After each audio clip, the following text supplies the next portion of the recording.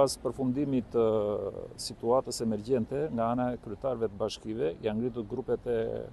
konstatimit të dëmeve në terren dhe momentin që po flasim aktualisht ka përfunduar procedura e vlerësimit të dëmeve, ka ndalë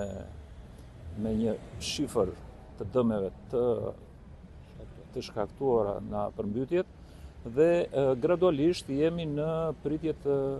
procedurës në vazhdimësi për sa i përket vlerësimit të dëmeve të shkaktuara. Vlem për të përmendet që dëmet kanë qenë të mëdha, si në infrastrukturë, si në tokat bujqësore, në biznese, për arsye se vlem përmendet që disa biznese, kryesisht në bashkinë e Finiqit dhe të Sarandës,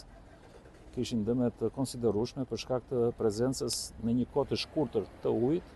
si pasojë e çarjes së argjenaturës së lumit Bistrica në fshatin Çuk. Kemi pasur humbje në Bakti,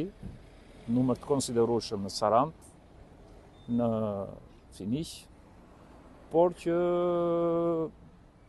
situata u menaxhua në mënyrë